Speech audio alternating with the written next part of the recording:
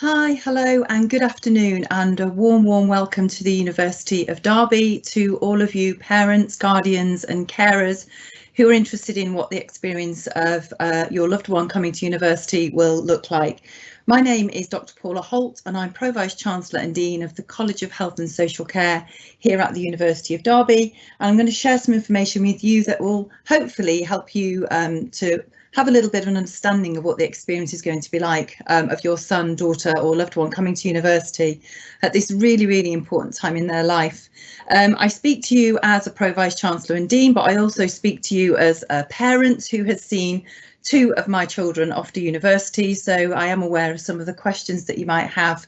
So before we start, just a few housekeeping rules, if that's okay. Firstly, I assume you all know where your fire exits are in your own homes, and I assume that you have your own refreshments. But importantly, this event is being recorded live, so just to be aware that what you are talking about will be captured. There's going to be a live question and answer function running throughout the presentation, so please submit any questions that you have into the chat box to the right of your screen, and then towards the end of the session we will answer as many questions as possible. If you see a question that somebody else types and you think, yes, I'd like to ask that too, if you pop a little tick into that box, then we know that that's a question that's quite high priority to answer if we do have quite a lot towards the end. Next slide, please.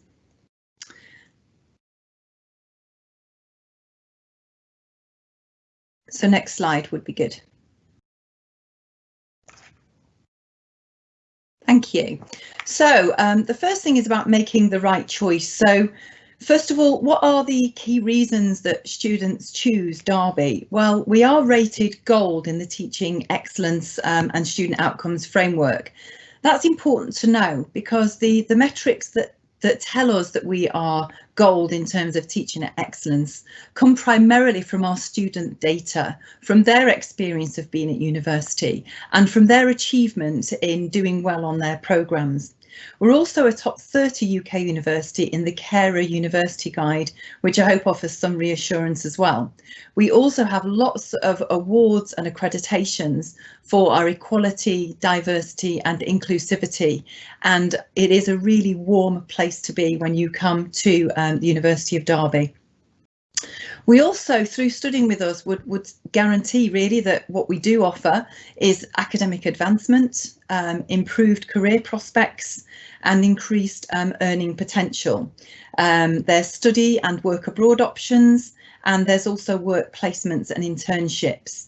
Obviously, coming to university develops life skills. I've seen with my own that they have developed things like the ability to cook and budget and clean, although the cleaning bit has been a bit lax in the student houses that my youngsters have been in, and time management.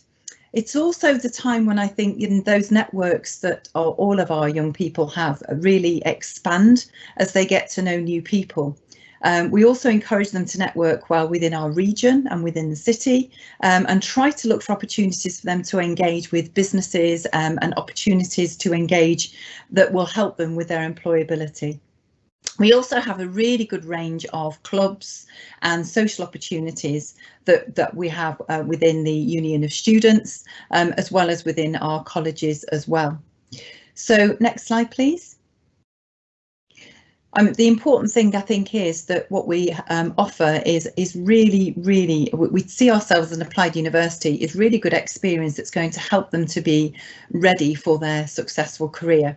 So this slide is probably not what you'll see immediately when people come onto campus, because obviously we've still got social distancing in place.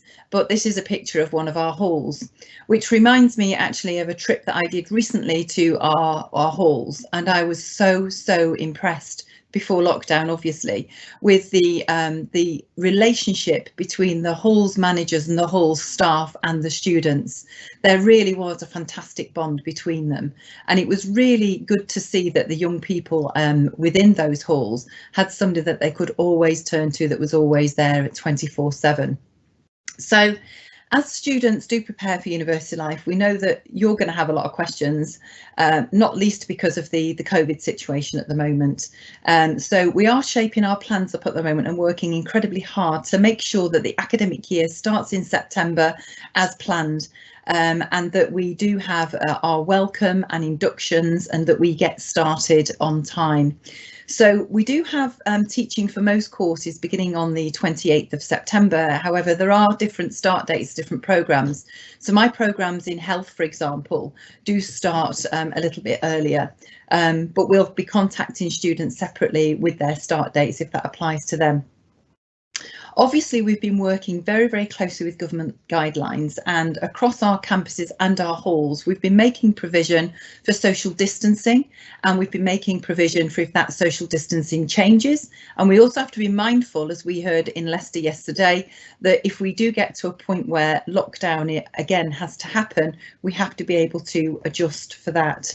So we are working very, very closely with Public Health England, with government guidelines, to make sure that our social distancing measures are in place across all of our campuses and halls of residence. We know that safety is absolutely paramount, and it's really important that we do make sure that we offer that.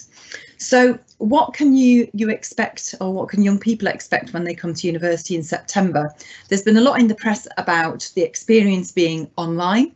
And it is true to say that some of the provision may take place online. For example, lead lectures and things that we can do online can be done online. However, we are scheduling regular on-campus contact time in small teaching groups for all students, and that will include tutorials, it will include all the practical sessions, the laboratory sessions and activities that we really need to do on campus. They will happen, and we're timetabling that as we speak.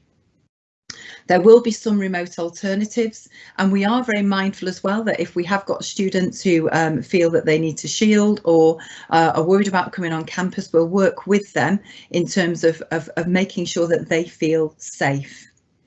So we're going to also open up some of our on-campus facilities where it's safe to do so. So that's going to include, for example, very carefully managed access to our libraries, because that's important. We will have, though, a full induction programme. There will be extracurricular activities. We're organised with social distancing in mind.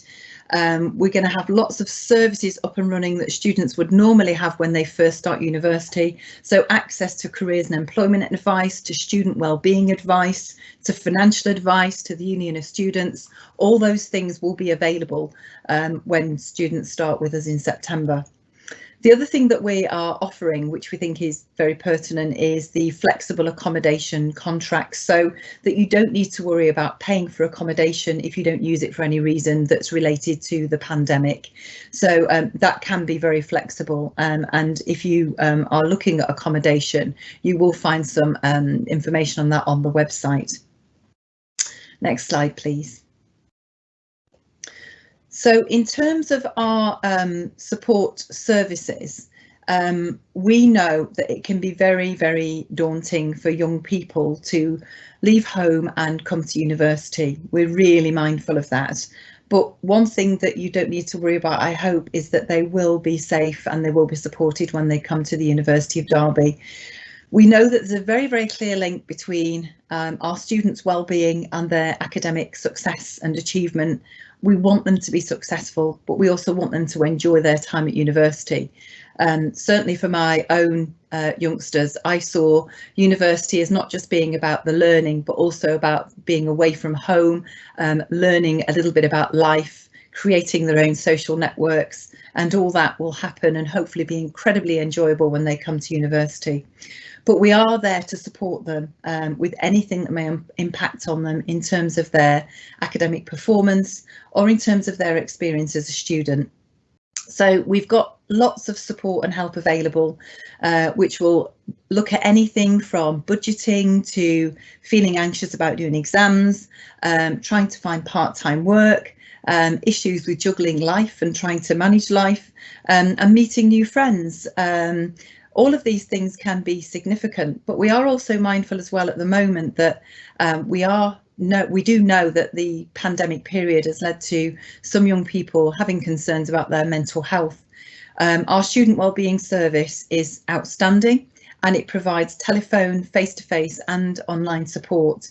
We have a really good experienced student wellbeing service, which is staffed with mental health professionals who are very, very supportive of our students and do a fantastic job. So if we do have students who have mental health issues or want to discuss things related to their mental health, there is a service that can do that. For our international students as well, we also have an international student centre which works primarily with our international students to provide a broad range of services, which can be anything from providing letters for their visas and banks, helping them to settle into the United Kingdom and making new friends while they're here. We've also got very tailored support services that work with students who have different needs, which could be around disability or learning differences or dyslexia or mental health issues. And we do have very specific plans to have how we support students who have those sort of needs that will require that tailoring, and that will include everybody, including their programme team, their academics, to make sure that they get a good experience that accommodates the issues that they may have or the abilities that they may have. And obviously, if your son or daughter or loved one needs to see a GP, we've got a GP surgery on our Kedleston Road campus, actually on campus, which makes it very easy. And we've also got access in Buxton and Chesterfield to local health services within those areas. One of the things that I am really proud of in terms of our support services is that we have an outstanding personal academic tutoring system at the University of Derby. So your personal academic tutor will meet your son, daughter, loved one on arrival, and they will be with them, supporting them throughout their programme academically for the whole of their programme. And they will be clapping uproariously when they cross the stage at graduation as well. We see this as a really important role. The personal academic tutor is not just there to support in terms of the pastoral sense, but they actually will be monitoring, checking that attendance is okay, looking at continuation, checking grades aren't dropping, all of those things that will reassure you, I hope, that we keep a close eye on the progression of every single student and support them to succeed and be the best that they can be. So the personal academic tutoring is something that I think is a real asset to the university. Next slide, please. So I did mention for student accommodation that it's the next slide. That's great, thank you. I did mention that for student accommodation, most of our first year students do live in halls of residence, and that works incredibly well. It's that great transition between home and living alone, if you like, or living with a group of friends, because many do move on after the first year to live in shared houses. But in fact, at the University of Derby, we see many students stay in halls for the duration of their degree. We know that in this environment they're safe, they're close to our campus, our residences are really good, high quality, they're good value, and they will allow all young people to make friends and settle into independent living more easily. All of our halls are around about 6 rooms per corridor with ensuite bathrooms, and they have a shared kitchen. They also have a shared common room space where everyone can socialise, and the rent that they pay for their accommodation covers all the utilities, insurance, internet, which does mean that there aren't any additional costs once the student has moved into the accommodation. You might be asking about what would happen in terms of social distancing. The way that the halls are laid out will create small groups of students in bubbles. So as I've just described, where there's 6 rooms per corridor, they would be like a bubble or a family that would be seen as a unit, if you like.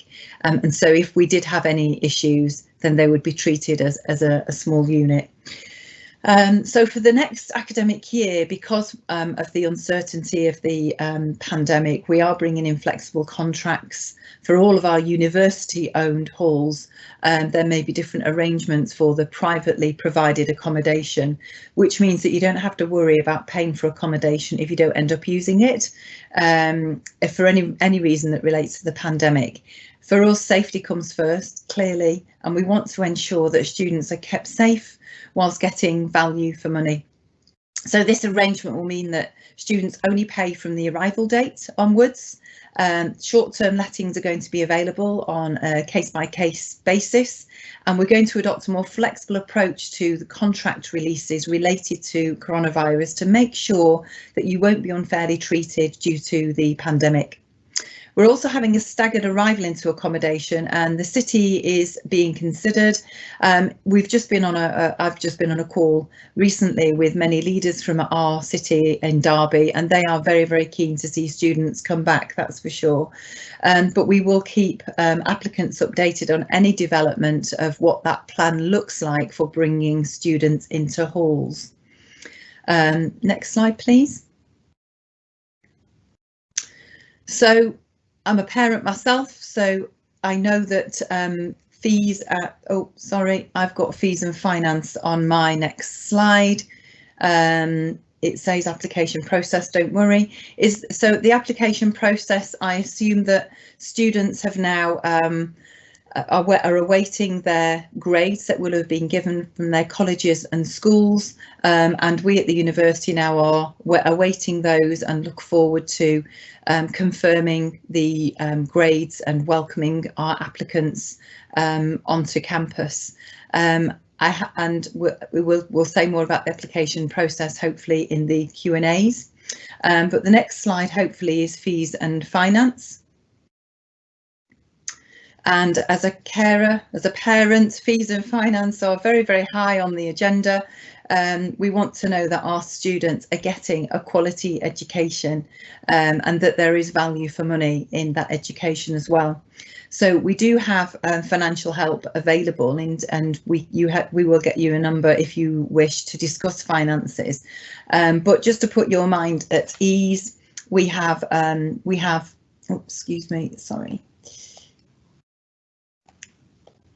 we have two main costs to consider, and they are tuition fees and living costs. So most students are able to apply for loans to help pay for both of those, and depending on where you live and your circumstances, there could be grants, bursaries or scholarships as well that might be available, but it can be complex. So if you do need to make sense of anything with regard to finances, please get in touch with us and we'd be delighted to help you. For full-time undergraduate courses starting in September, as you know, there's a fee of £9,250 per year in tuition fees, and eligible students can apply for a tuition fee loan that will cover all of their fees, which becomes repayable once they're earning £26,575 a year or more. So the main funding opportunities available to students are obviously through the student loan company and their loans and grants, although there are some programmes which will attract extra grants. So for students that are coming in to study nursing and allied health professional courses, there is a healthcare non-repayable grant of between £5,000 and £7,000, which is going to be available from September, and that's an annual grant. There are bursaries available, including the university bursary, which is available to those who need more financial support and is based on household income. There are international scholarships and achievement scholarships. And further information is available on the finance pages, and if you need to speak to a human being, we can get you to speak to a human being as well. So next slide, please. And I think that's about it. I hope that's answered some of the sort of overarching questions, but very, very happy. I'm aware that there might be individual questions from parents and carers that you have got in mind just to make sure that you're feeling safe and secure about young people coming to university in September. Interestingly, what we're likely to see less of come September is freshers' flu. Because of the social distancing. Not saying that's a bonus, but we do usually get quite a bit of that, and it's likely that that is less. But I will do my best to answer any questions that anybody has, and I think Adam is managing the questions. Hi Paula, thank you very much for that. We've had a few questions in. So the first one, for courses with placements, are these going ahead? So yes, the short answer is yes, that is happening. So if I look at areas like placements for those coming to be teachers, for example, those are already being set up. In health, we already have placements set up. As everybody is aware, over the course of the pandemic, nursing and allied health professional placements did come to a halt for some students, and that was because NHS services were cut back as we focused on treating patients that had COVID-19. So we're starting to reintroduce placements now. It's happening as we speak, and those placements will start to happen. What might happen in September is we might see a staggering of placements, so that students who would have been expecting to go out on a placement, for example, in December, might find that's put back slightly, and we bring forward a little bit of theory if there's a backlog to any areas of placement. But rest assured that when our programmes start for all of our courses, if there is any delay to any of the placements, they will still happen within the course of the programme, so people will not be disadvantaged. We've been really careful to make sure that people are not disadvantaged. The other thing that we've been doing more of is virtual placements and virtual skills sessions. We will be bringing students on site to do skills. So for example, if you're wanting to be a nurse, you have to actually hold a needle and learn how to, we have latex buttocks for this particular task. You have to learn how to do injections by physically doing it. But we have got some lots of materials now that we've developed to help people try to learn some of the bits of that, the theoretical bits of that online. Then they will come in and learn the clinical skill. But placements will be happening. We are working very closely with all of our partners across different industries and different sectors to make sure that happens, albeit there could be a delay if we do have, of course, a second wave or any other issues related to the pandemic going forward. I hope that answers the question, but I'm happy to reiterate any other points. Thank you, Paula. And I think just to reiterate as well, if there are any further questions on any of the sort of answers we've given, there is an email address on the screen now, so you can put questions through to that email address and they'll be filtered through to the relevant department so we can get answers for you. The next question I think you have sort of covered, so it's, will every student receive a personal academic tutor? Absolutely. Absolutely, and I think that's really important, Adam. Everybody has different needs. There isn't a one size fits all. There are different approaches from different universities. Our university is very much of the opinion that yes, we want people to be independent learners, but we want them to have the right support. We do take students that come from a broad range of backgrounds, and so we need to be really clear that every student feels supported to be the best that they can be. Not everybody learns the same way. Not everybody is capable of the same thing, and not everybody is going to need a personal academic tutor to the same degree as others, but we do make sure that everybody has one. So a personal academic tutor usually has to between, I don't know, 20, 25, maybe 30 at most students that they look after on their programme, and they work with that group, as I say, from the start of the programme until graduation, when they clap as they walk across the stage. Perfect, thank you. Next question again, I think you may have covered slightly, but I'll ask it again for anyone who's joined sort of later on during the event. So what is the medical and wellbeing support available on campus if you become ill? That's a really good question. So I think where people are in halls, and obviously we did have this issue just before lockdown, the care and the support for students living in halls was outstanding. So the staff that work within the halls are incredibly caring, they're hands-on, they know every student that lives within halls and they get to know them very well. We do have on site a GP practice at Kedleston Road, and we have close associations with medical practices in Chesterfield and in Buxton. Having on site an on-site GP service is incredibly helpful. But obviously it's not just about medical, it's about other student wellbeing issues as well. And as well as personal academic tutoring, there is the wellbeing service that will support. Obviously, we're hoping that we won't have lots of people becoming on campus. That's the hope. But if they do, we will give them all the support they require, and hopefully then we'll be able to liaise with parents and with families and make sure they're supported, whether that's going home or whether that's staying in halls, and continue on their programme. We will work with our students on an individual basis. What we have seen with COVID, and I'm sure it's been your experience, there have been different manifestations of the illness in different people. But outside of COVID, students get ill. And as I mentioned earlier, we do get students within their first year who may suffer fresh as flu or glandular fever. These are things that are quite common with a student group that just starts the university, and we do support them. If it does have an impact on their studies, we take that into consideration through looking at extenuating circumstances. So we are well equipped, I think, to deal with any student illness. Brilliant, thank you. That's quite comprehensive. One more question. This may be one that we can take away, but it'd be interesting to see if you have a stance on it. So, are allowances going to be made for A-level results being determined by the school? I think that's a really good question.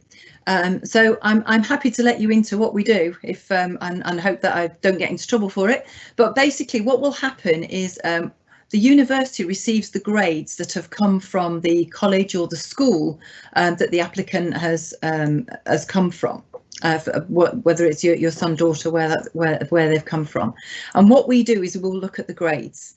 If the grade doesn't hit the tariff that we're expecting for that programme, then we wouldn't just say no. What we would do is look at the profile of the student. We look at the programme and the rigours of the programme and see whether we can move a little bit. We try to be as accommodating as possible.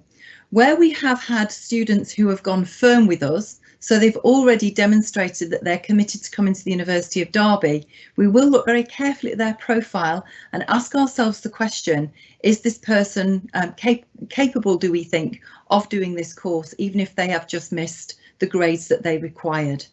And I'm more than happy to elaborate on that answer if the person who asked the question has got any follow-up question to that. But we don't just look at the number. It isn't just about the number. The personal statement and the profile of the student in terms of their GCSE performance and any other study that they've done is taken into consideration. Thank you. A couple more have just come in. So do you know if there is an opportunity for visits to the university for students looking to join in 2021? You might know better, Adam, than I do. True. So yes, I can take that one. So I think the university are looking at what we can do. Obviously, we're determined by what the government says, social distancing rules. The university wants people on site, but it has to be within sort of requirements of health. So we need to make sure people are healthy but can come on site. We do want people on site. So as soon as it's, you know, we have permission to do so, we will be making people aware. So if you've inquired for a course or if you've applied for a course, there'll be communications going out to say that you can come on site. At the moment, we're looking at opportunities to run more virtual events online, as well as looking at running on open day events on site. So it's really a case of just sort of waiting for communications to come out. We do want, like I say, we do want students to come on site because you know how important that is. So you can see facilities, you can see the accommodation firsthand. But I would just stress to anyone, you know, you can get that information online. So we have built virtual open day platforms. If you go onto our website and search virtual open day, we've got videos of all the halls of residence, what rooms look like, what all the facilities look like, interviews with academics. So all that content is now online. So there is the availability to see that. But in terms of getting on site, that's something we're just sort of waiting for direction on. But as soon as it's allowed, we're going to get that message out to everybody.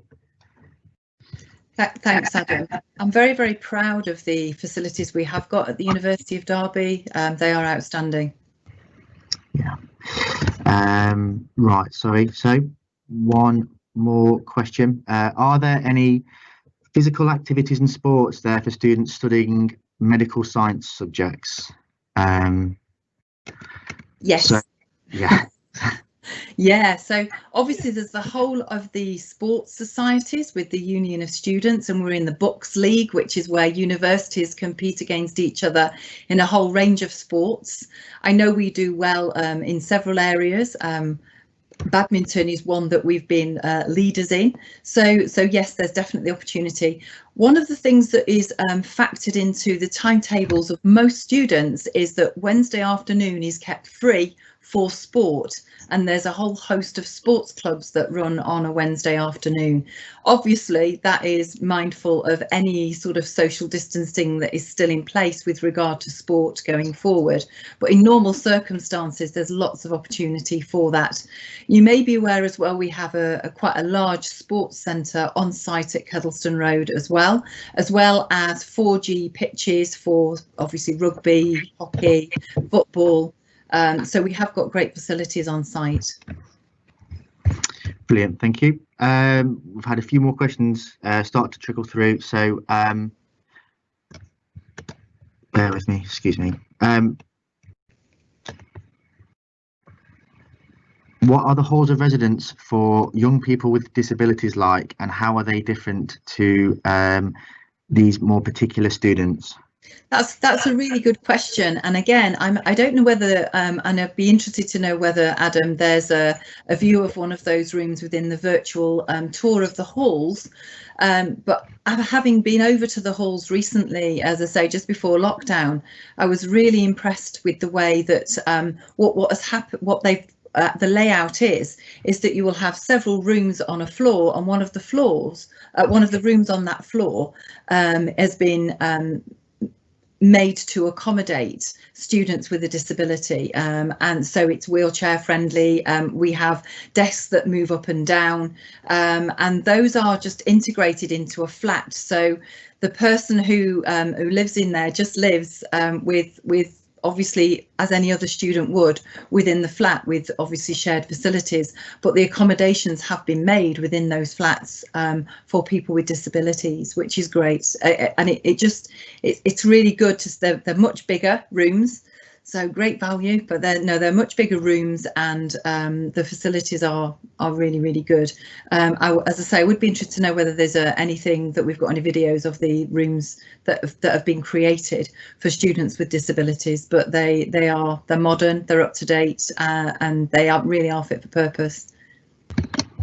Yes, so again, if you would, if you have opportunity to just look on the website and search for the virtual open day, there are images of those rooms, so you can see the difference. And again, if you have questions, please do just get in touch with the university. If there's any information you don't have, because you are limited by looking through phones, laptops, we're more than happy to try and go the extra mile and get that information for you. So please, take the time to look through the web pages and find the information yourself. But we are here if there's any more information you want on any of these questions.